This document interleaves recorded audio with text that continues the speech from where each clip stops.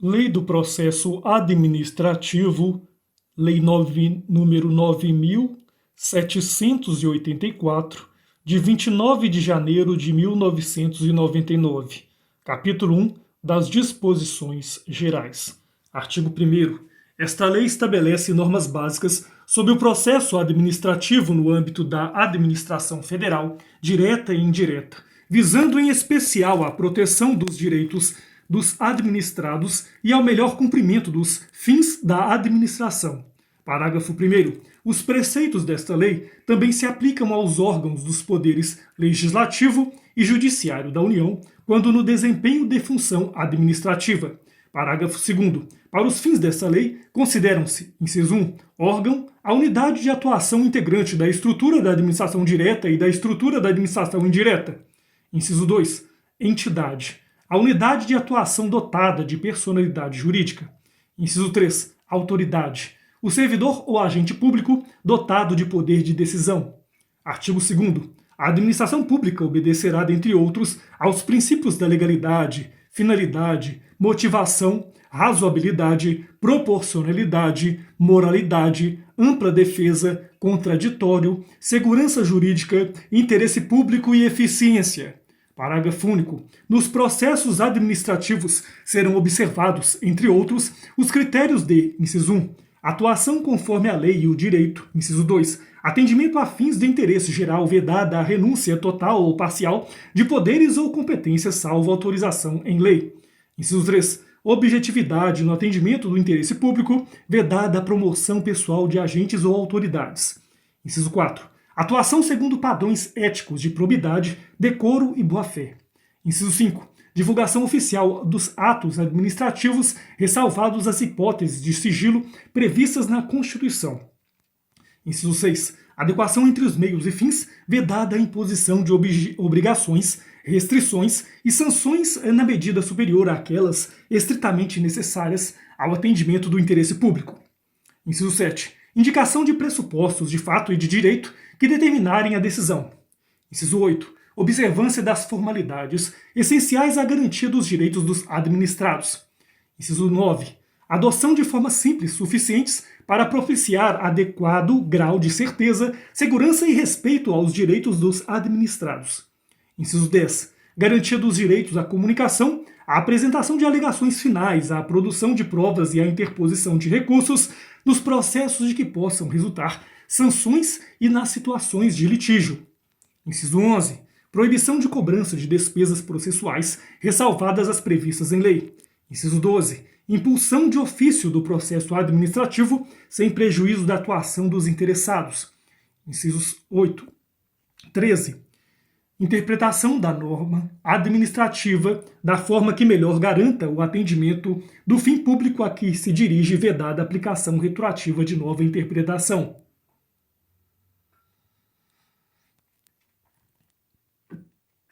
Capítulo 2 dos direitos dos administrados. Artigo 3º. O administrado tem os seguintes direitos perante a administração sem prejuízo de outros que lhe sejam assegurados. Inciso 1. Ser tratado com respeito pelas autoridades e servidores que deverão facilitar o exercício de seus direitos e o cumprimento de suas obrigações.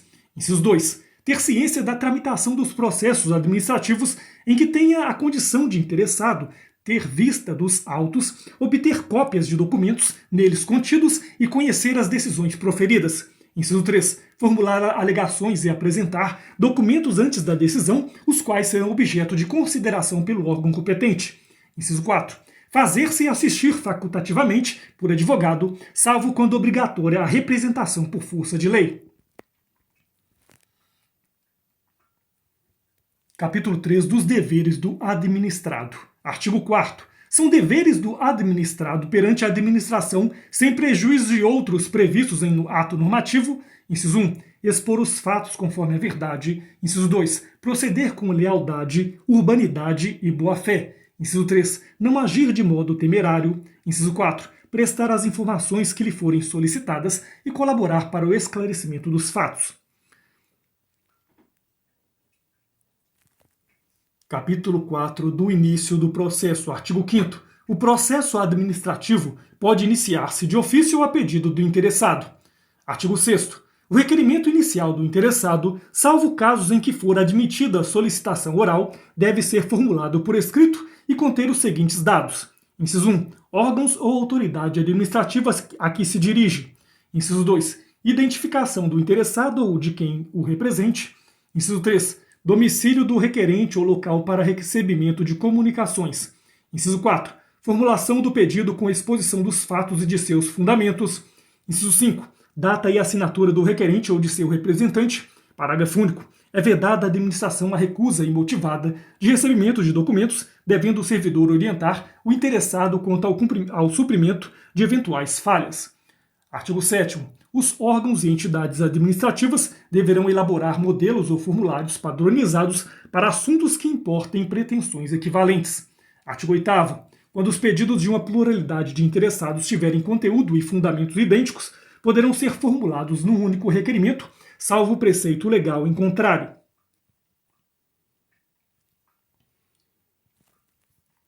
Capítulo 5 dos interessados. Artigo 9º. São legitimados como interessados no processo administrativo. Inciso 1. Pessoas físicas ou jurídicas que o iniciem como titulares de direitos ou interesses individuais ou no exercício do direito de representação. Inciso 2. Aqueles que, sem terem iniciado o processo, têm direitos ou interesses que possam ser afetados pela decisão a ser adotada. Inciso 3. As organizações e associações representativas no tocante a direitos e interesses coletivos.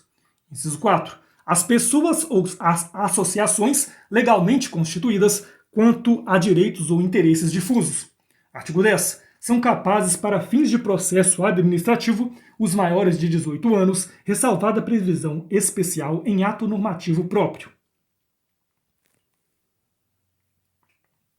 Capítulo 6 da competência. Artigo 11. A competência é irrenunciável e se exerce pelos órgãos administrativos a que foi atribuída como própria, salvo os casos de delegação e avocação legalmente admitidos. Artigo 12. Um órgão administrativo e seu titular poderão, se não houver impedimento legal, delegar parte de sua competência a outros órgãos ou titulares, ainda que estes não lhe sejam hierarquicamente subordinados, quando for conveniente, em razão de circunstâncias de índole técnica, social, econômica, jurídica ou territorial. Parágrafo único. O disposto no caput deste artigo aplica-se à delegação de competência dos órgãos colegiados aos respectivos presidentes.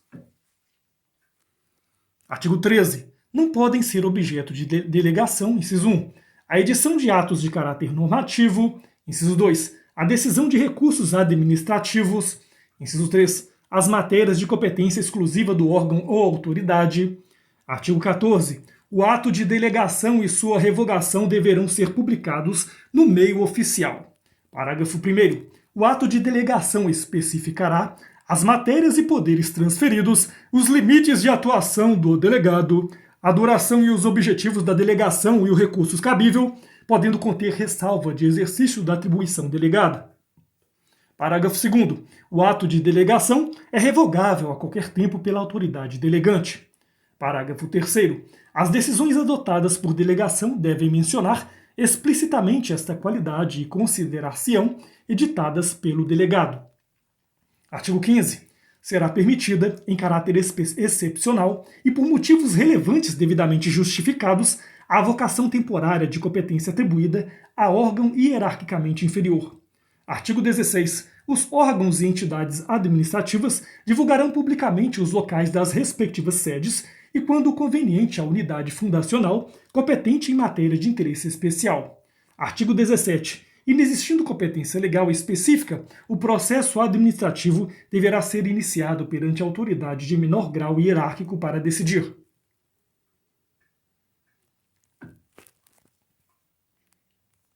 Capítulo 7 dos impedimentos e da suspeição. Artigo 18. É impedido de atuar em processo administrativo o servidor ou autoridade que, inciso 1, tenha interesse direto ou indireto na matéria. Inciso 2. Tenha participado ou venha participar como perito, testemunha ou representante, ou se tais situações ocorrem quanto ao cônjuge, companheiro ou parente e afins até o 3º grau. Inciso 3. Esteja litigando judicial ou administrativamente com o interessado ou respectivo cônjuge ou companheiro. Artigo 19. A autoridade ou servidor que incorrer em impedimento deve comunicar o fato à autoridade competente, abstendo-se de atuar. Parágrafo único. A omissão do dever de comunicar o impedimento constitui falta grave, para efeitos disciplinares. Artigo 20. Pode ser arguida a suspeição de autoridade ou servidor que tem amizade íntima ou inimizade notória com algum dos interessados ou com os respectivos cônjuges, companheiros, parentes e afins até o terceiro grau. Artigo 21. O indeferimento da alegação de suspeição poderá ser objeto de recurso sem efeito suspensivo.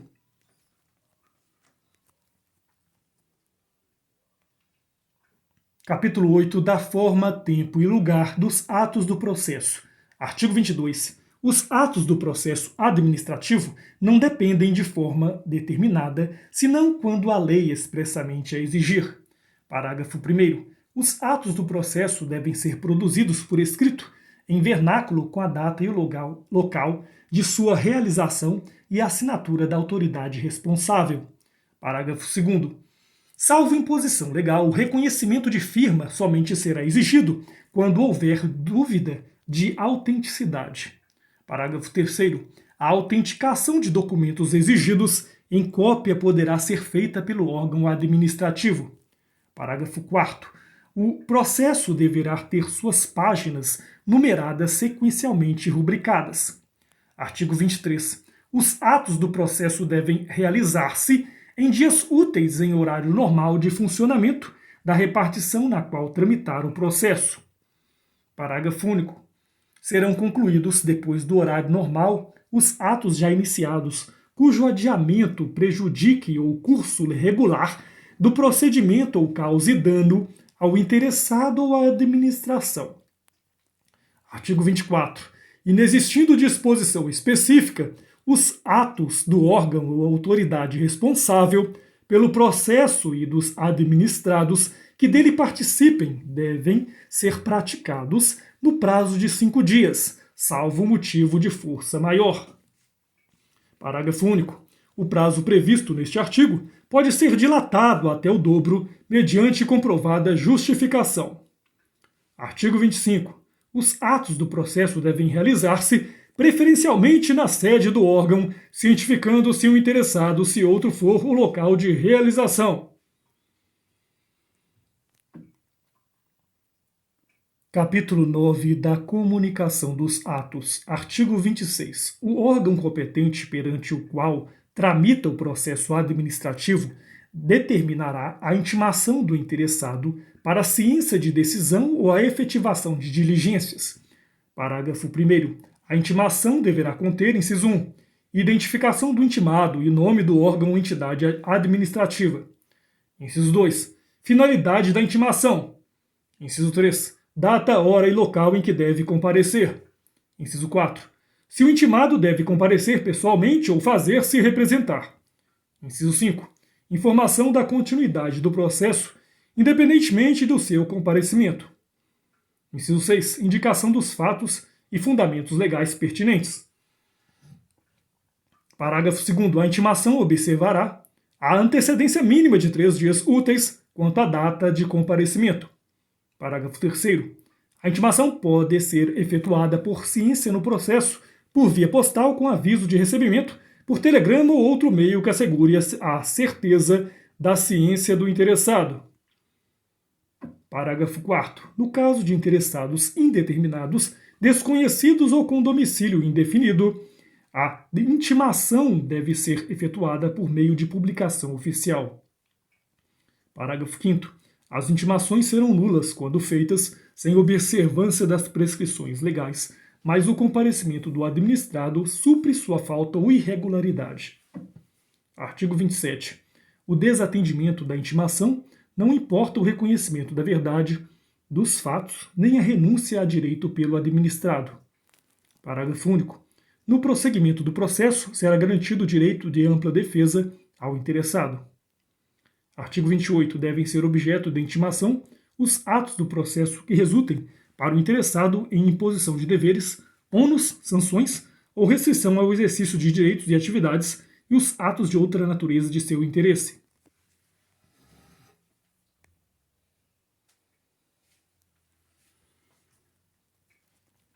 Capítulo 10 da Instrução, artigo 29. As atividades de instrução destinadas a averiguar e comprovar os dados necessários à tomada de decisão realizam-se de ofício ou mediante impulsão do órgão responsável pelo processo, sem prejuízo do direito dos interessados de propor atuações probatórias. Parágrafo 1º. O órgão competente para a instrução fará constar dos autos os dados necessários à decisão do processo. Parágrafo 2º. Os atos de instrução que exijam a atuação dos interessados devem realizar-se de modo menos oneroso para estes. Artigo 30. São inadmissíveis no processo administrativo as provas obtidas por meios ilícitos. Artigo 31. Quando a matéria do processo envolver assunto de interesse geral, o órgão competente poderá, mediante despacho motivado, abrir período de consulta pública para manifestação de terceiros antes da decisão do pedido, se não houver prejuízo para a parte interessada. Parágrafo 1º. A abertura da consulta pública será objeto de divulgação pelos meios oficiais, a fim de que pessoas físicas ou jurídicas possam examinar os autos, fixando-se prazo para oferecimento de alegações escritas. Parágrafo 2º. O comparecimento à consulta pública não confere por si a condição de interessado do processo, mas confere o direito de obter da administração resposta fundamentada que poderá ser comum a todas as alegações substancialmente iguais. Artigo 32. Antes da tomada de decisão, a juízo da autoridade diante da relevância da questão, poderá ser realizada audiência pública para debates sobre a matéria do processo. Artigo 33.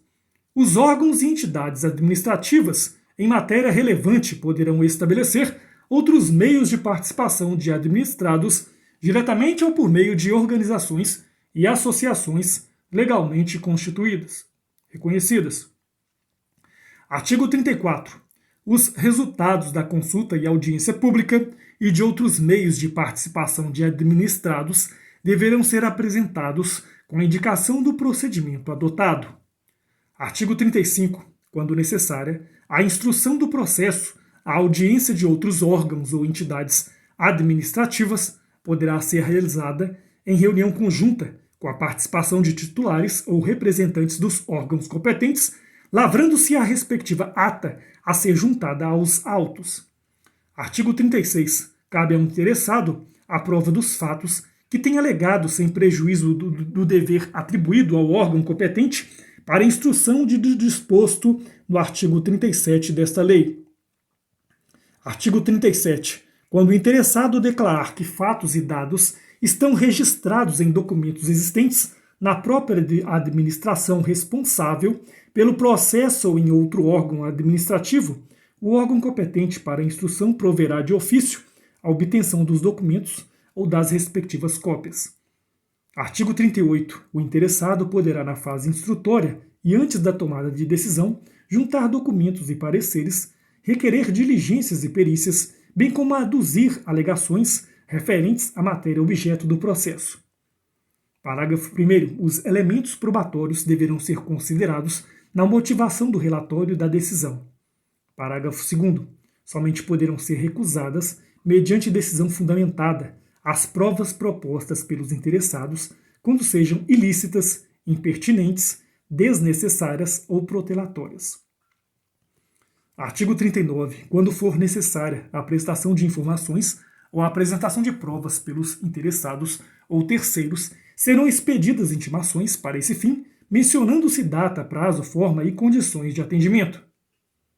Parágrafo único. Não sendo atendida a intimação, poderá o órgão competente, se entender relevante a matéria, suprir de ofício a omissão, não eximindo de proferir a decisão. Artigo 40.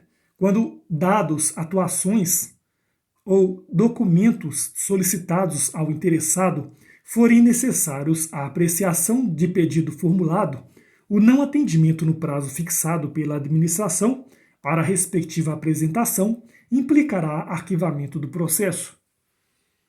Artigo 41. Os interessados serão intimados de prova ou diligência ordenada com antecedência mínima de 3 dias úteis, mencionando-se data, hora e local de realização.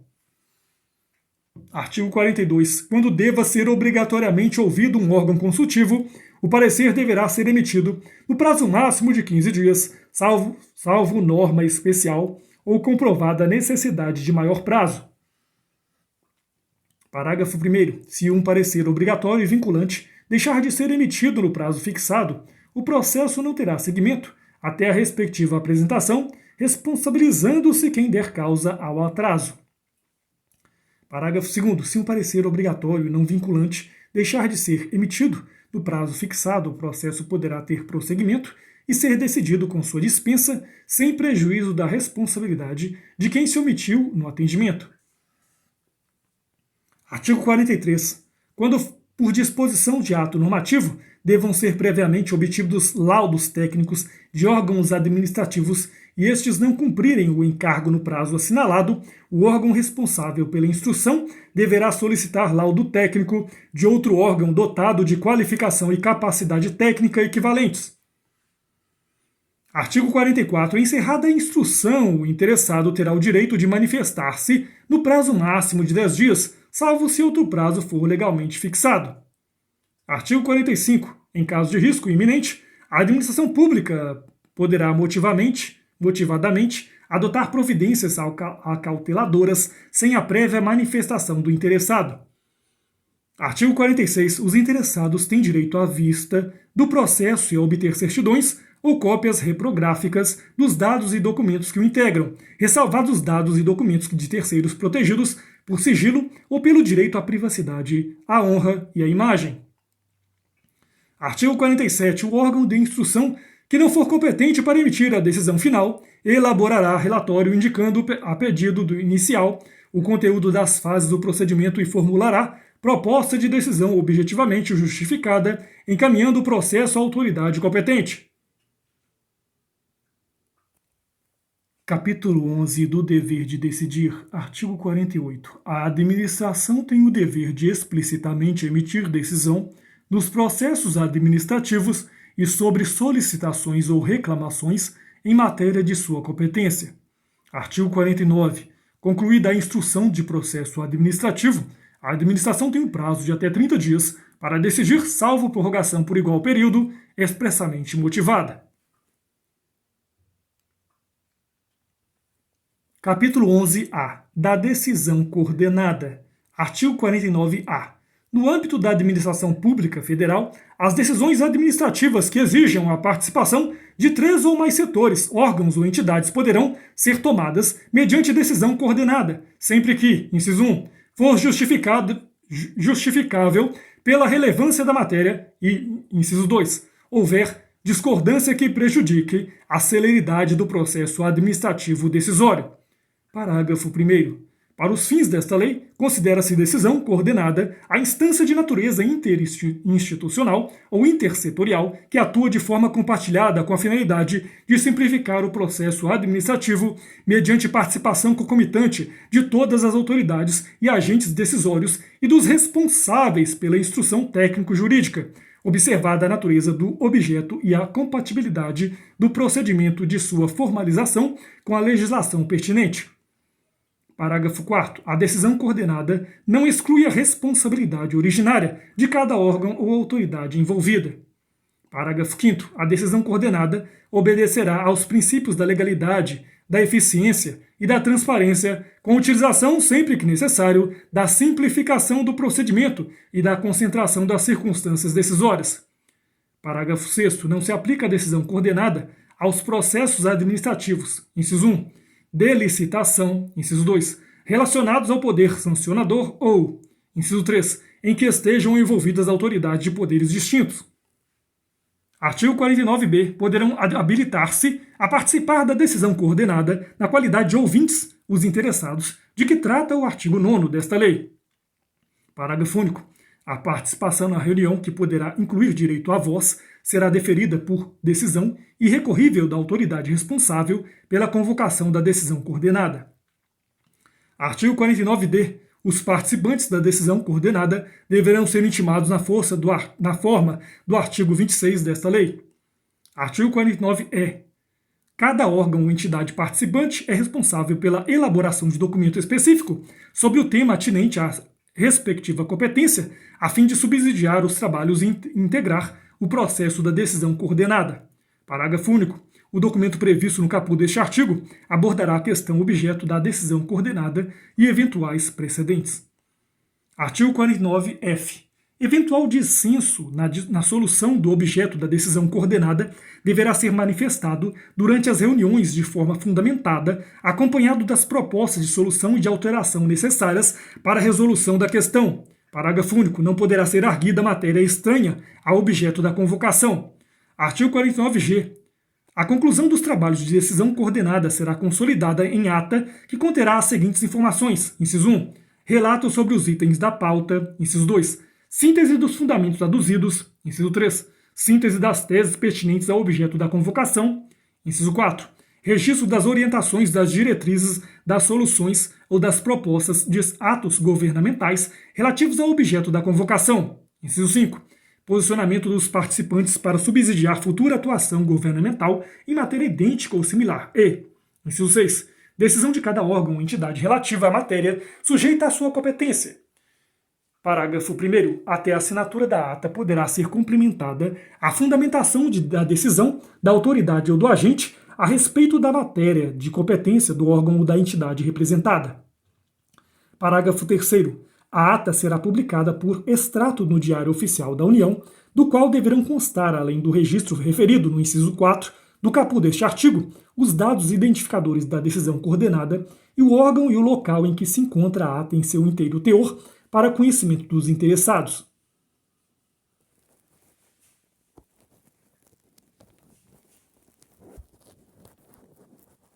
Capítulo 12 da motivação. Artigo 50. Os atos administrativos deverão ser motivados com indicação dos fatos e dos fundamentos jurídicos quando, inciso 1, neguem, limitem ou afetem direitos ou interesses.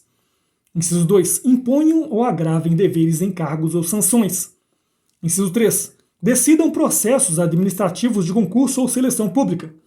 Inciso 4. Dispensem ou declarem a inegibilidade do processo licitatório. Inciso 5. Decidam recursos administrativos.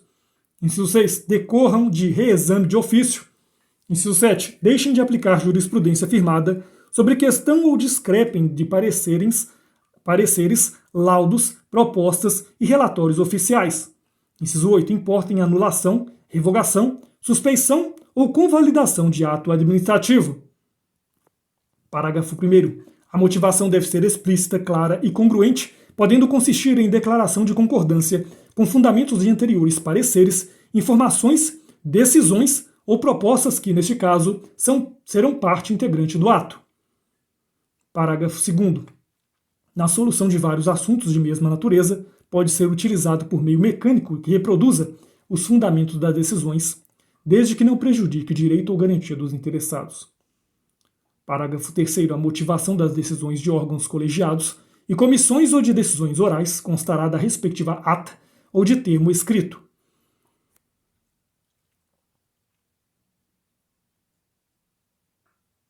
Capítulo 13 da desistência e outros casos de extinção de processo.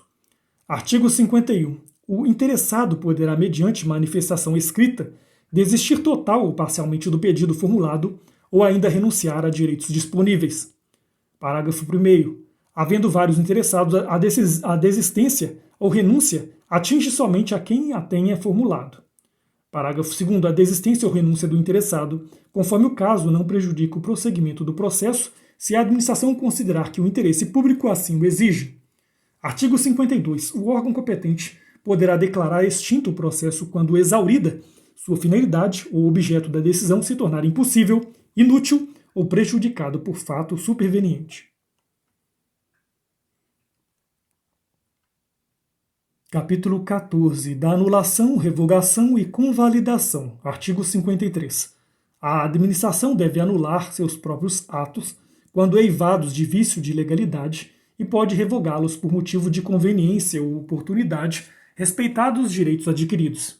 Artigo 54. O direito da administração de anular os atos administrativos de que decorram efeitos favoráveis para os destinatários decai em 5 anos, contados da data em que foram praticados, salvo comprovada má-fé. Parágrafo 1º. No caso de efeitos patrimoniais contínuos, o prazo de decadência contar-se-á da percepção do primeiro pagamento. Parágrafo 2º. Considera-se exercício do direito de anular qualquer medida de autoridade administrativa que importe impugnação à validade do ato. Artigo 55. Em decisão na qual se evidencie não acarretarem lesão ao interesse público nem prejuízo a terceiros, os atos que apresentarem defeitos sanáveis poderão ser convalidados pela própria administração.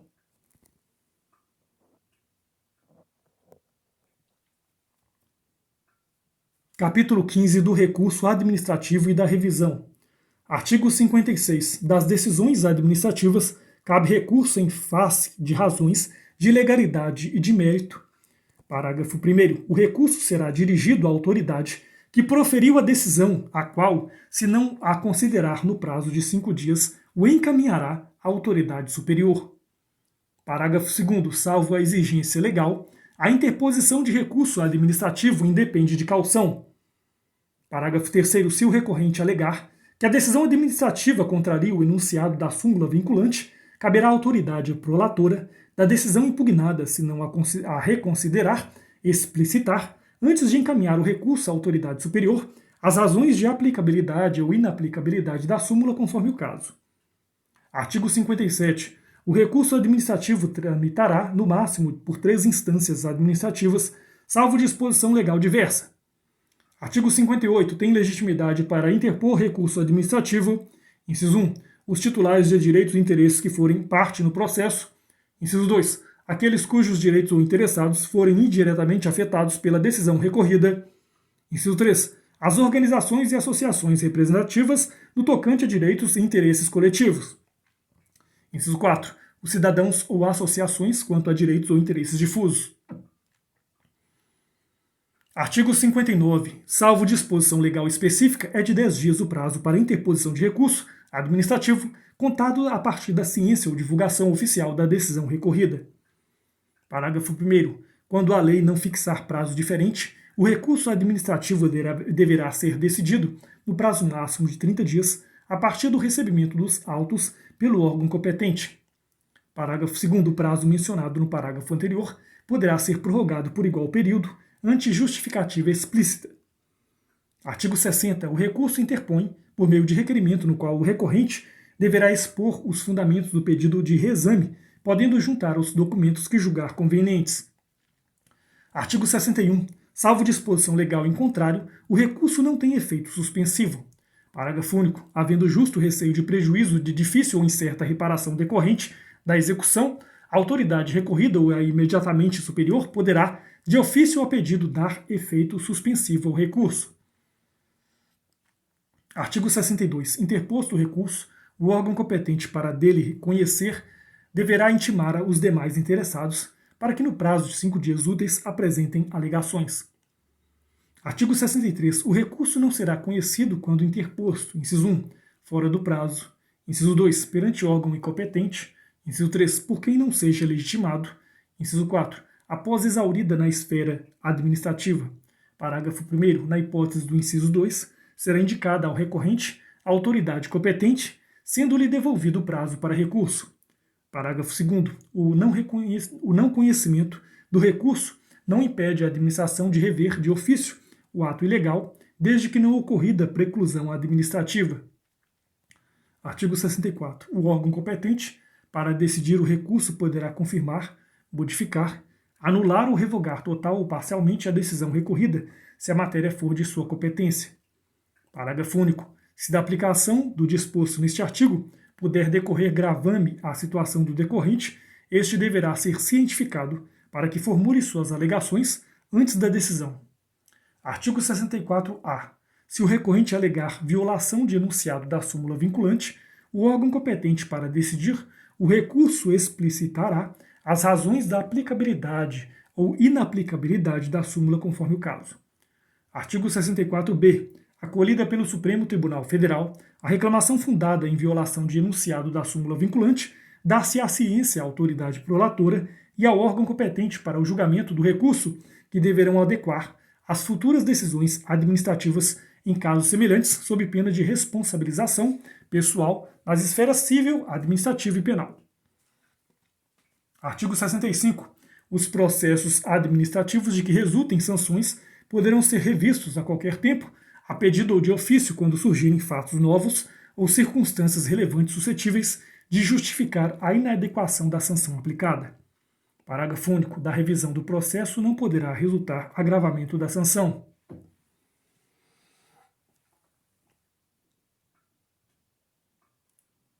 Capítulo 16. Dos prazos. Artigo 66. Os prazos começam a correr a partir da data da cientificação oficial, excluindo-se da contagem o dia do começo e incluindo-se o do vencimento.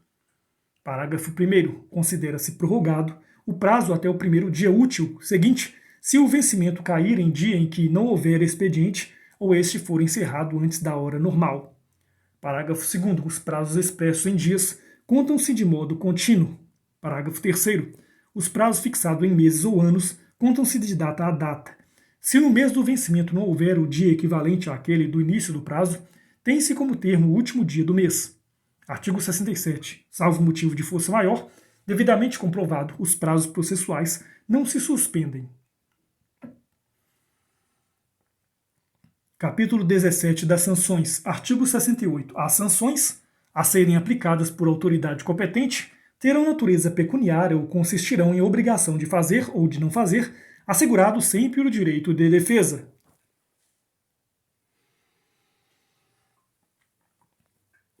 Capítulo 18 das disposições finais. Artigo 69. Os processos administrativos específicos continuarão a reger-se por lei própria, aplicando-se-lhes apenas subsidiariamente os preceitos desta lei. Artigo 69-A. Terão prioridade da tramitação em qualquer órgão ou instância os procedimentos administrativos em que figure como parte ou interessado. Inciso 1. Pessoa com idade igual ou superior a 60 anos. Inciso 2. Pessoa portadora de deficiência física ou mental.